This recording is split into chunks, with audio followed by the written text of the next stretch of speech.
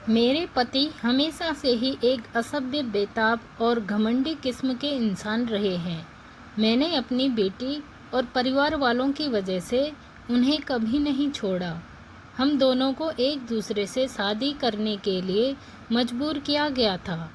ऐसा इसलिए क्योंकि हम दोनों के पिता के बीच एक व्यापारिक समझौता हुआ था, जिसकी वजह से मेरा रिश्ता उनके साथ तय हो गया।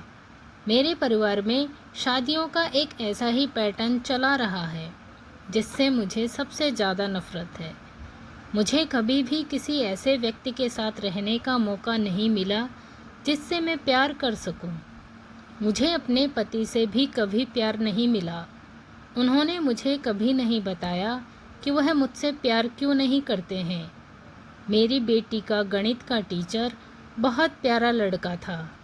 मैंने अक्सर उसे मुझसे नज़रें मिलाते हुए देखा था।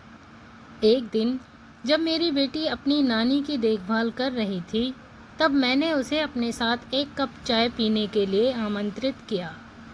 जब रसोइया अंदर से चाय लेकर आया, तब मैं लगातार उससे अपनी बेटी की पढ़ाई लिखाई के बारे में बात कर रही थी। वह देखने में काफ़ी आकर्षक था। उसका अंदाज मजाकिया था, जिसकी वजह से मैं उसकी तरफ ज़्यादा आकर्षक महसूस करती थी।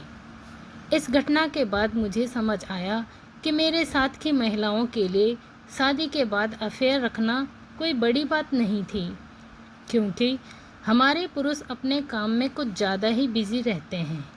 मेरे पति भी इससे अलग नहीं थे। इस तरह मेरा उनके साथ अफेयर शुरू हुआ।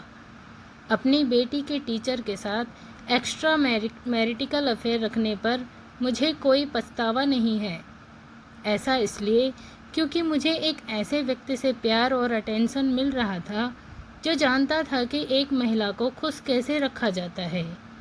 वह न देखने में काफ़ी सेक्सी था, बल्कि उसने मुझे शारीरिक संबंध बनाते हुए कामों किया अच्छा भी महसूस कराया।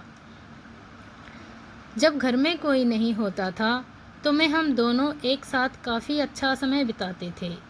मैंने सुनिश्चित किया कि इस दौरान मैं अपने घर में घरेलू सहायिका, काम करने वाली स्त्री नहीं रख सकती, क्योंकि वह हमारे अफेयर के बारे में मेरे पति को बता सकती थी। भगवान जाने फिर वह क्या करेगा। 36 साल की उम्र में मुझे प्यार और जुनून मिला, जिससे मुझे सबसे ज़्यादा खुशी का अनुभव कराया। लेकिन जैसा कि हर सामान्य अफेयर की कहानी में होता है, एक दिन मेरे पति ने मुझे पकड़ लिया। ऐसा तब हुआ जब मैं और मेरा प्रेमी एक दूसरे को अपनी कल्पनाओं से भरी कुछ सेक्सुअल तस्वीरें भेज रहे थे। इस दौरान मैंने अपने पति और बेटी को घर वापस आते हुए की आवाज़ सुनी। मैं काफ़ी जल्दी में थी, जिसकी वजह से मैं उनका अभिवादन करने के लिए अपना फ़ोन अपने बिस्तर पर रखकर नीचे चली आई। मैं उन्हें बातचीत में शामिल करने की कोशिश कर रही थी कि मेरे पति वॉशरूम का इस्तेमाल करने के लिए बेडरूम में आ गए। मैं एकदम से डर गई और उनका पीछा करते हुए कमरे की तरफ बढ़ी। मैंने देखा उसके हाथ में मेरा फ़ोन था। वह उसे लगातार स्क्रॉल कर रहा था। यह सब देखकर मैं चौंक गई। मुझे लगा कि मैं इतनी बड़ी गलती कैसे कर सकती हूँ। वह मेरे टेक्स्टेड मैसेज पढ़ रहा था। मुझे इतना डर लग रहा था कि वह मेरे साथ या मेरे प्रेमी के साथ कुछ न कुछ ज़रूर करेगा, लेकिन इसका उल्टा हुआ। उसने मुझसे शांति से पूछा, इस बारे में कौन जानता है? मैंने कहा, कोई नहीं। उसने फ़ोन को ज़मीन पर फेंक दिया और उसके टुकड़े टुकड़े कर दिए। निराश होकर उसने अपनी उंगलियों को अपने बालों में घुमाते हुए कहा, मैं नहीं चाहता कि हमारी बेटी इन सब चीज़ों से प्रभावित हो। किसी को भी इस बारे में पता नहीं चलना चाहिए। मुझे परवाह नहीं है कि आप किसके साथ क्या कर रही हो, लेकिन एक परिवार के रूप में हमारी प्रतिष्ठा दांव पर नहीं लगनी चाहिए, वरना इसका अंजाम बहुत बुरा होगा। अपने पति की इन बातों को सुनकर मैं पूरी तरह चुप रही, लेकिन इस दौरान मुझे इस बात का एहसास हुआ कि उसे मेरी बिल्कुल भी परवाह नहीं है। हमारी शादी पूरी तरह फर्जी थी। अगर मेरे पति ने मेरी परवाह की होती तो वह मुझसे कभी ऐसा नहीं कहता।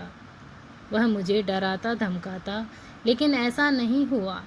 मैं भी काफ़ी खुश थी कि उसे मेरे अफेयर से कोई दिक्कत नहीं है, बशर्ते मैं इसे बस छुपा कर रखूं। मुझे पता था कि मैं यह सब बहुत आराम से कर सकती हूँ। दोस्तों, शादी एक ऐसा बंधन है जिसमें कि प्यार, भरोसा और अपनापन होता है। ऐसा कोई रिश्ता नहीं रखिए जिससे कि शादी के रिश्ते में कोई बाधक हो। तो मिलते हैं अगली स्टोरी में, तब तक के लिए बाय बाय।